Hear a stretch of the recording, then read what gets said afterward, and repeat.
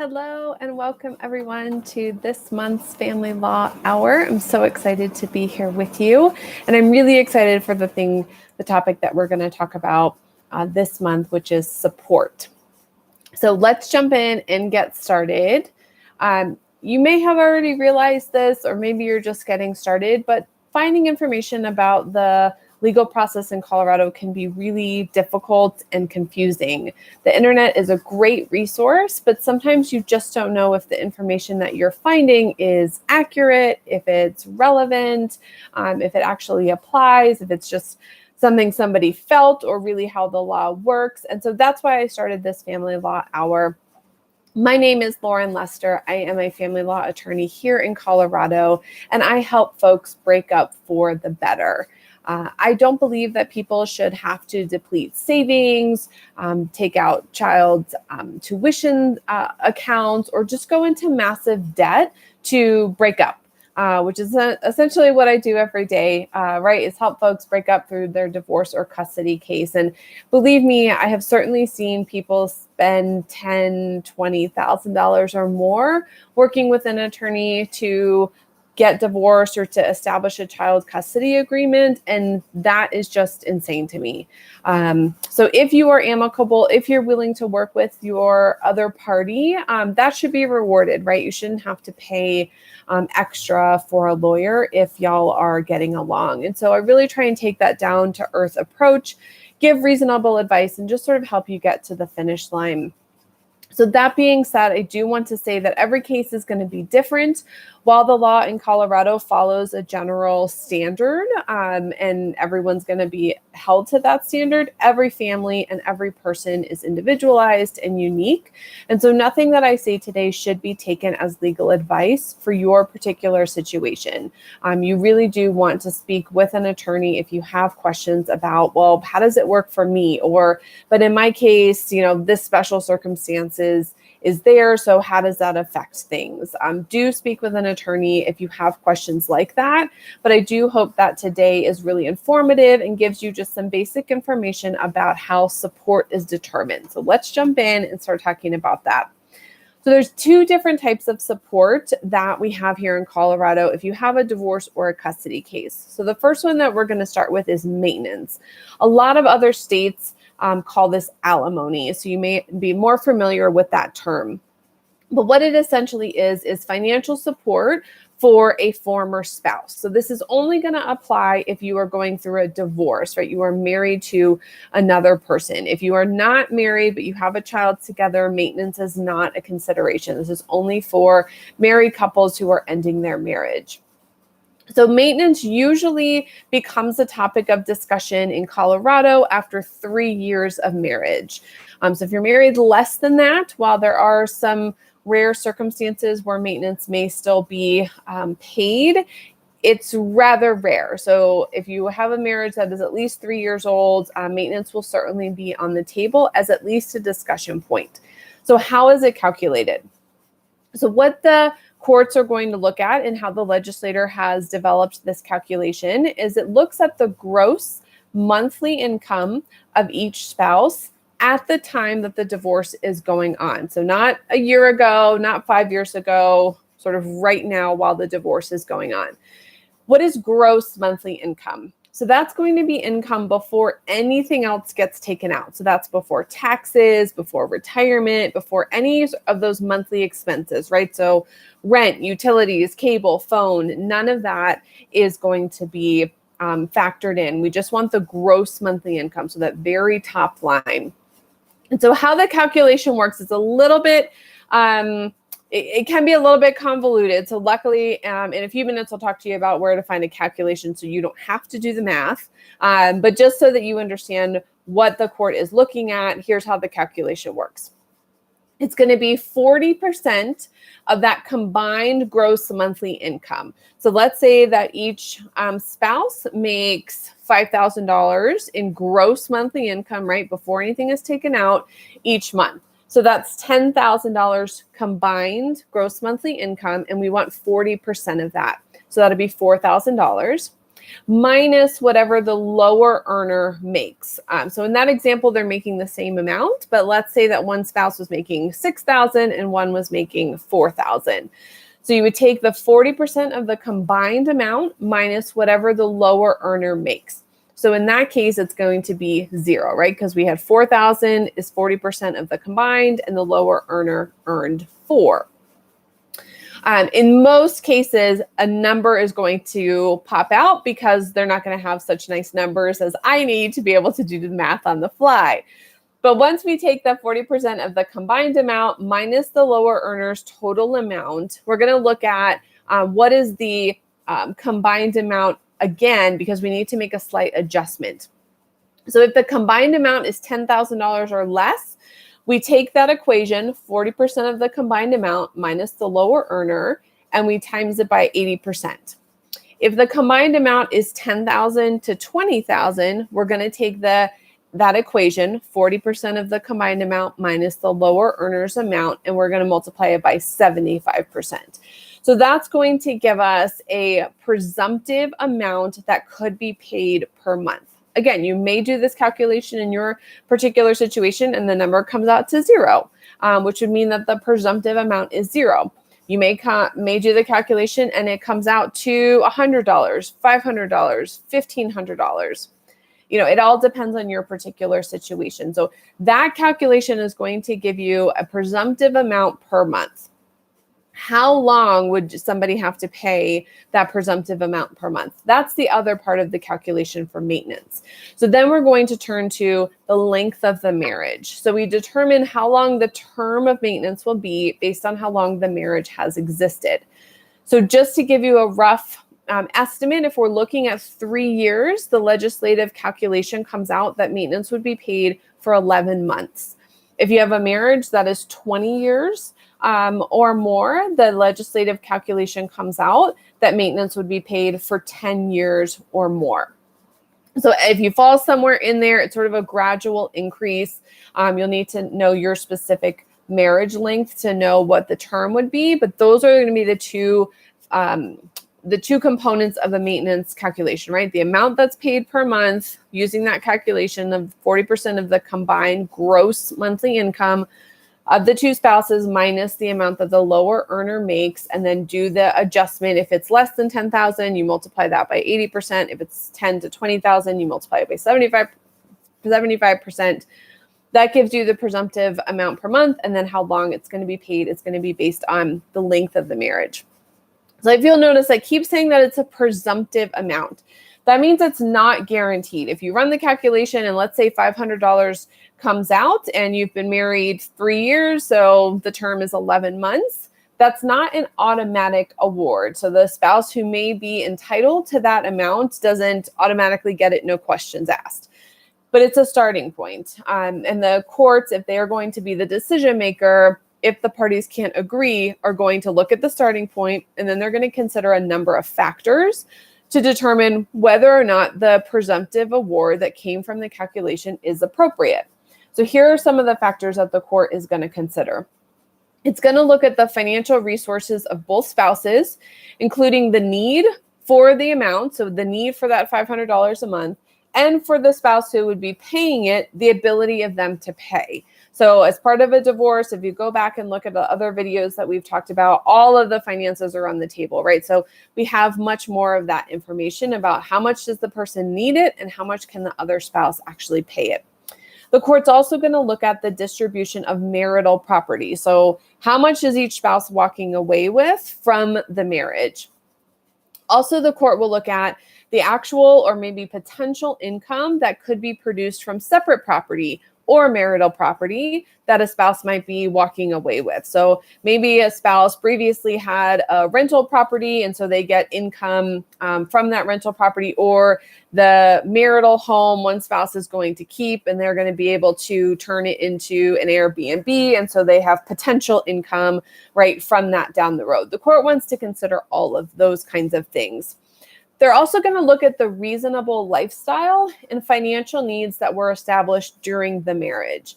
So this is the factor that gets played out in the media a lot when you have very high net worth folks who are getting divorced, right? They always say, well, that's the lifestyle that I've become accustomed to, right?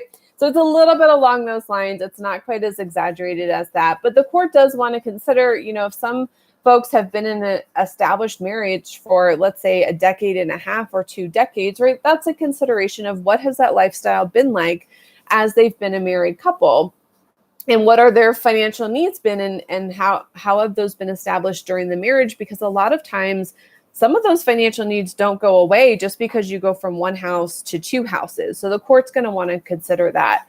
Also, the income, the current employment, and the employability of both of the spouses. So someone may have, taken a job where maybe they moved laterally in their career, or they started a new job with a startup because there was potential down the road, right? So their gross monthly income now is maybe not as much as it was, but it has some future potential earnings. Or maybe they took a break because they had a medical condition, or they started to raise a family, right? So one spouse sort of took a step back, but they do still have employability that's maybe a little bit greater than what they're currently earning. The court's also going to look at the historical earnings of the parties. That again speaks to, although we take the gross monthly income right now at the time of the divorce, if historically one spouse has made significantly more and something changed where now they're not making as much because they made a voluntary decision not to, or life changed, or they had a sick parent, or whatever the case may be, the court's going to want to consider both what's going on right now, but also, does that spouse have the ability to earn more? The duration of the marriage, which again, we've talked about, not only goes into the calculation of the term of maintenance, but is also going to be something the court considers, right? If these are folks who have been married for 25 years, maybe there's a little bit more of a factor that there should be some ongoing support during the transition after the marriage has formally ended and both parties are sort of figuring out this new life away from each other. That might be a stronger argument than if you have, a couple who's only been married 3.5 years.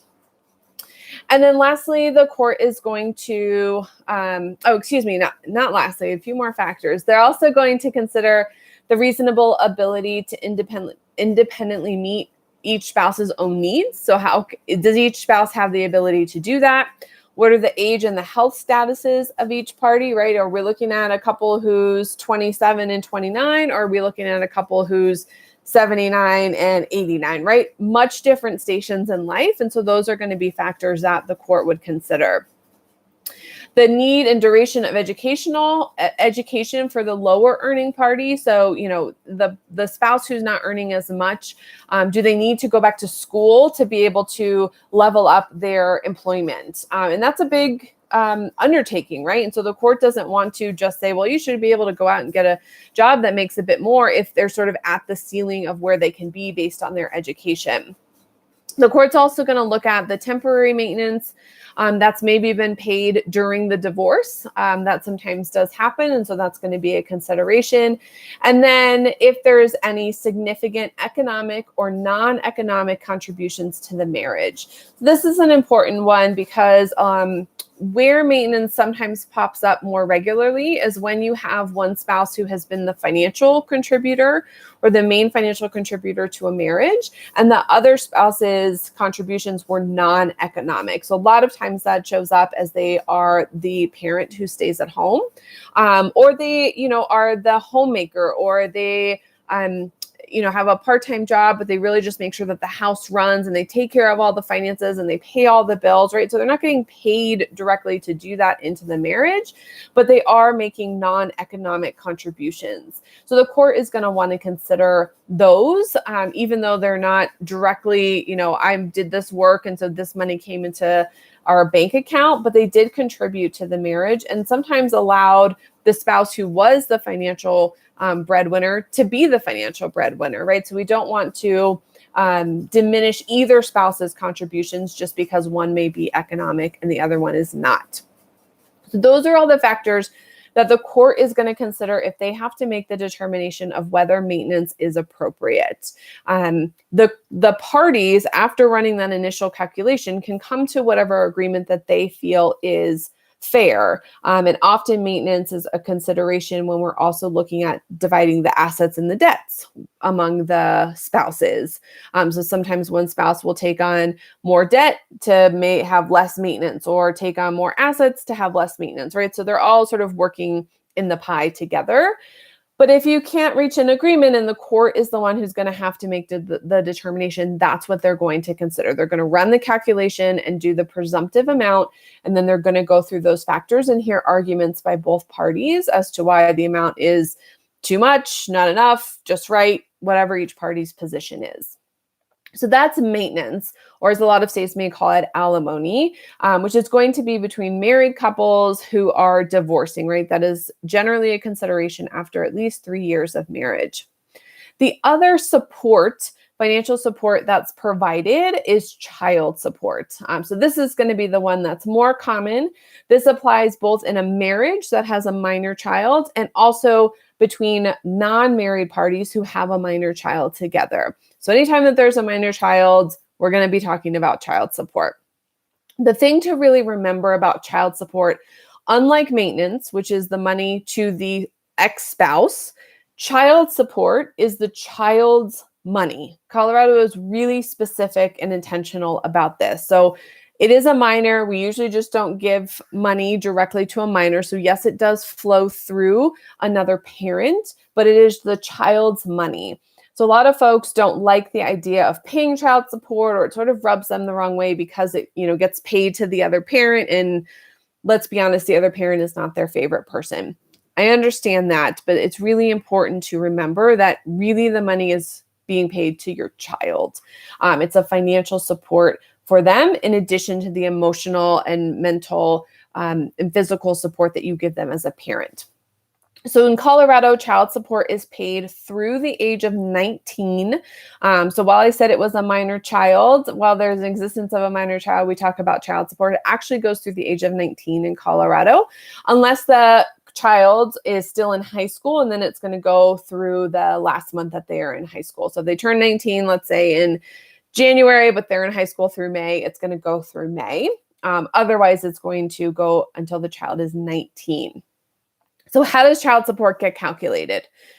This one is a little bit more straightforward than maintenance. We don't have factors that we consider, and the calculation is more direct, and one that the court is going to follow pretty closely, whereas maintenance, there's a lot of wiggle room. So for child support, we're going to look again at the gross monthly income of the parents. Before taxes, before expenses, before anything else is taken out, what is the gross monthly income? We're also going to consider the parenting time schedule that the parents have either agreed to or that the court has determined is in the child's best interest. Any child care costs that either parent may be paying. The child's portion of health insurance premiums. So that means if one parent is paying health insurance and it covers that parent, the other parent, let's say it's a divorce and 2 minor children, we want to know what the cost is just for the kids. Not, if you pay $500 in total per month, but the kids' portion is $250 of that, or $300 of that, or $200 of that, whatever it comes out to, that's the only portion that's going to be considered for child support purposes. And then if there's any extraordinary expenses, usually they're medical, over $250 a year. That's not a factor that most families have. It's pretty rare, but if you do have a situation where you have a child that has a lot of medical expenses or extraordinary expenses that are routine and are necessary, those can also be a consideration. But for the most part, it's going to be the gross income, parenting time schedule, childcare costs if there are any, and then the child's portion of the health insurance premium. Luckily, there is a calculation that is provided by the court, or a calculator that you can use. Child support is not as convoluted as the maintenance calculation was. Child support is even crazier. So it's not something that I can kind of give you a calculation for. So you do have to use the calculator provided by the courts, but you can find that on the court's website, which is www.courts.state.colorado.gov. And there will be a calculator. You can use it for both maintenance and child support. So you'll put in those numbers, and then a number will come out if child support is appropriate. If the parents can't agree, if they run the calculation and they say, I don't agree on that number for some reason, then again, the court's going to be the decision maker. The court's going to use the same exact information that we just went over. And then while the court can deviate from that calculation, in general, the courts tend to stick pretty close to the guideline because, again, it's the child's money and the child is not there, nor should they be there to be involved in the discussion. And so since the legislator has determined this is the amount that we feel is appropriate for child support, given the numbers that were put in, the court's probably going to stick pretty close to that number. That being said, if all of the numbers that are put in for child support, if everybody says, yes, that's your gross income, yes, that's yours, yes, that's what childcare is, right? We've exchanged all this information as part of the process. We have all the documentation. We know what the health insurance costs are. And that's the number that comes out for child support. Outside of a really, really, really good reason, that's probably the number that the court's going to award. So if you would like to avoid the conflict, the dragging out of the case, just the tension that it adds, it might be worth, considering sticking with that guideline number. The legislator put it in there for a reason. So just some food for thought. So as you're going through this process, you may have a few questions. So I'm going to go over some of the ones that are pretty common that I get, and then we can talk about, if you have other ones, how to get those answered. So a common question that I receive is, well, if we're splitting parenting time, right? We've decided on a joint parenting schedule. It's week on, week off. Neither of us is going to pay child support, right? Not necessarily. So remember that the factors for child support are the gross monthly incomes, the parenting time schedule. So we will consider that joint parenting time, and then childcare and health insurance, right? So the gross monthly income is where, and those other expenses is where things may not just be equal. So just because you have joint parenting time doesn't mean that child support in the calculation is going to come out that neither parent exchanges it. So the idea behind it is, if the parents were still together and they were pooling those two gross monthly incomes, the child would benefit from that, right? So if there's one parent who makes more, that's going to be put in that pool, the child would probably benefit. So there is a possibility that in that situation, even if you are sharing parenting time, that there may be child support. So you want to run that calculation using those accurate numbers to see if something comes out. So then folks will ask me, well, something came out on the calculator. It says that, mom should pay child support or dad should pay child support, but we talked and we agreed, neither of us is going to pay anything. Fantastic that y'all are talking and agreeing. Kudos for that. Keep that up. I think that's great. Here's where it might get a little bit tricky. Like we talked about, the money is the child's money, right? And so I'm assuming and hoping that in that discussion about, it came out to $100 a month, don't worry about it. You don't have to pay that. The child was not involved. Please don't have your child involved in that conversation. But we're assuming the child's not involved, but because it's their money, what I have found is sometimes when this agreement goes before the court will take a look. It will run the calculation for child support. And sometimes if it's a low number, which is going to be different for every family, or there's some other considerations, maybe one parent is paying a little more to travel, or one parent is going to cover, some more of the cost because kiddo is in like a serious football league, or there's something else going on. Sometimes the court will adopt that agreement between the parties that no child support will be paid, even though the calculation came out to something. A lot of the times, especially if the calculation comes out to more of a significant number, and again, there's no bright line rule there, right? So one judge may think $100 is significant, another judge may think that's not a significant amount. It all depends, but if your judge that you were before believes that the amount that the calculation came out to is significant, it may not let the parents deviate that far from that number to zero. It may let the parents deviate a little bit less, but it may not go to zero. So that's going to be entirely dependent on your judge and the court that you're before. But it's something to consider. Again, fantastic that y'all are in agreement, that you're working out to be what's best for your child. But because child support is the child's money, it's not always something that we can just say, oh, well, we agree it won't be paid, so it's not going to be paid. The court may still order it. So keep that in mind. Another question that I get, because the two, especially if you have a divorce with minor children, can overlap is, well, if I get maintenance, do I also get child support, or vice versa, right? If I get child support, am I going to get maintenance? So they are separate. They are separate considerations, but because what often may happen is the party who's paying the support tends to be the one who pays maintenance and child support. Sometimes they're different, depending on the situation. But if it is the same party who would pay both types of support, there is a consideration when we are going through the calculation for child support that you do include if one of the parents is also going to receive maintenance from that same other party. So they do affect each other in that way. But it's not a one-to-one. So it's not if you get, $500 in maintenance and child support's $1,000, that it necessarily cuts it in half. But it is a consideration. So when you're doing the calculation, you will see the option in there to put, if you are receiving maintenance from that same co-parent, the other party, that it may affect the child support as well. And that's just so that we are not sort of double dipping or excessively hitting that other party who is paying both amounts of support.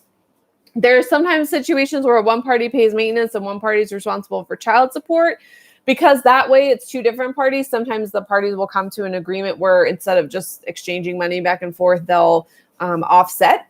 That's generally totally fine. But there are a lot of considerations to think about if you're going to do that, especially with maintenance, because the way that can be modified has some different rules around it. It's much different than child support. So if you're in that situation, definitely make sure that you talk to an attorney so that you understand the long-term effects of coming to an agreement like that and what that could mean for you in your particular situation.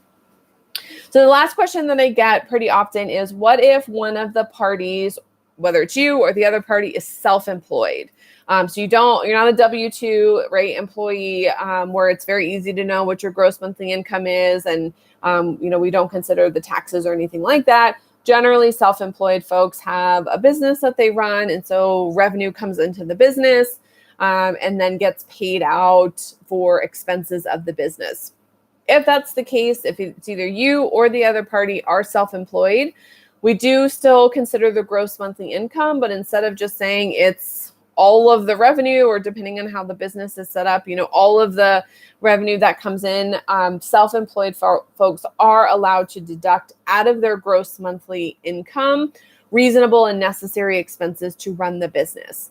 I will say that these are not the same deductions that we take for tax purposes, right? So for tax purposes, we generally are allowed to take a bunch of deductions against our revenue. It is not that same list. So it's a much more narrow list. It's reasonable and necessary expenses to run the business. So if you have a parent or a spouse who's self-employed, this can get a little bit tricky when it comes to finances. This, again, is a really great situation where you do want to get some legal help, even if it's just to help you sort of navigate through the financial piece of it. And how do I determine what's reasonable and necessary? And is that income, appropriate for a self-employed person? All of those questions you'll want to get some help with, because you really need to know your specific situation.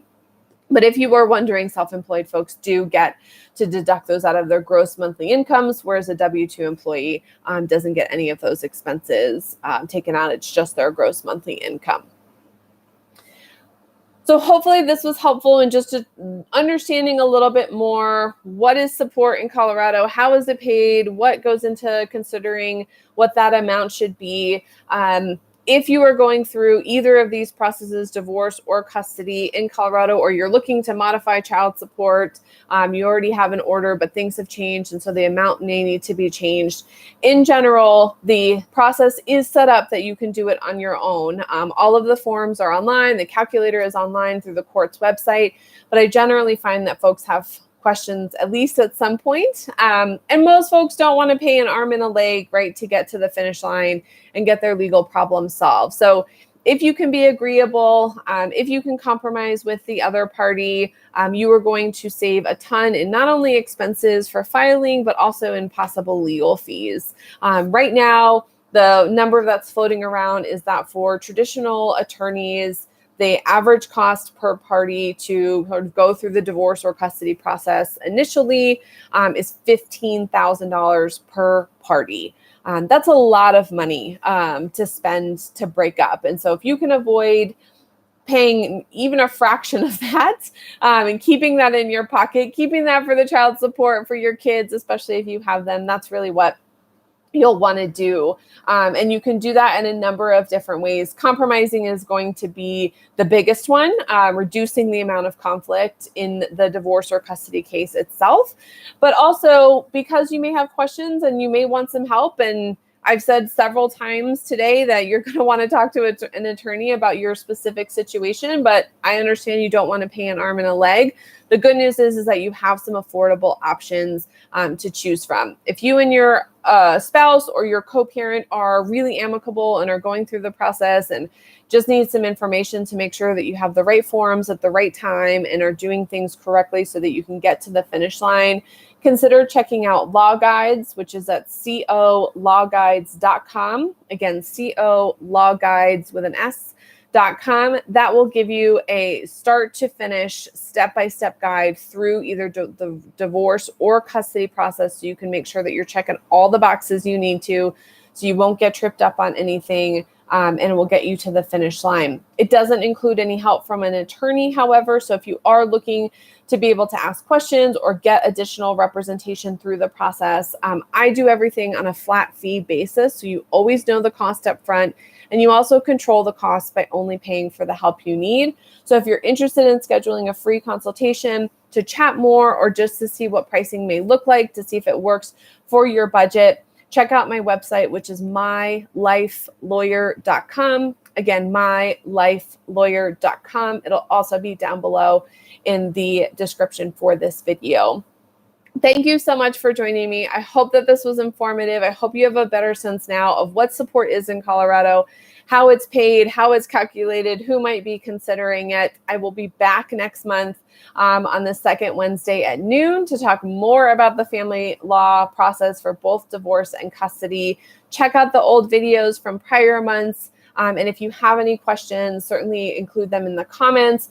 Do subscribe so that you can get the alerts when I go live so that you can participate and ask questions in the chat. I'm happy to provide all the information you may need to make the best decision for both you and your family. Thank you so much for joining me, and I will see you again soon.